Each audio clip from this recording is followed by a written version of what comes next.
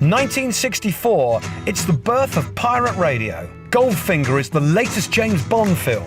The Beatles have just completed A Hard Day's Night. And the hardest working band in rock and roll, the Rolling Stones, play Ryde Pavilion? Tickets went on sale on the 23rd of February for the two shows here at the Pavilion in Ryde. And they were a brand new chart band, really. Come On had been a bit of a hit for the Stones. And then they took the Beatles song, I Want to Be Your Man. And by the time they played here, they were in the top 10 with their version of Not Fade Away. Now, limousines weren't really on the cards for the Stones. They were happy to arrive in a maroon Cortina. And as far as the security were concerned that night, they were stretched, all 12 of them.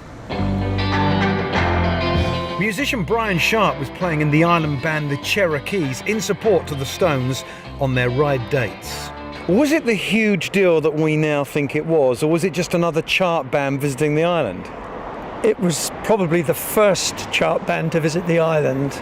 I think the only bands I'd seen previously were Tommy Steele, Lonnie Donegan played here, and I saw the Shadows in Portsmouth. So the Rolling Stones played two shows here, the Ryde Pavilion, and they decide to stay all the way over, well actually just here at the Ryde Castle.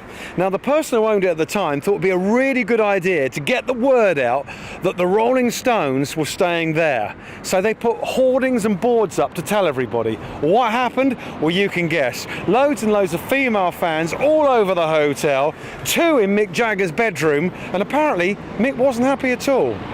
Tell me about this photograph, because this actually is Ryde Pavilion, isn't it?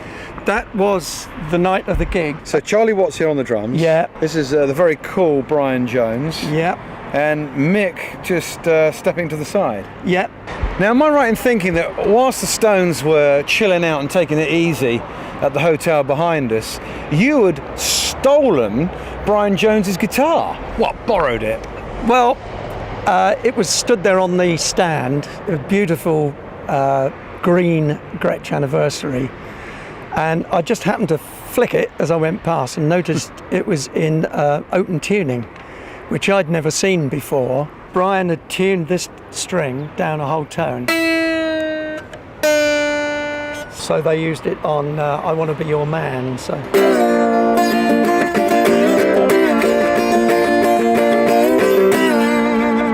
And you can't do it without the open tuning.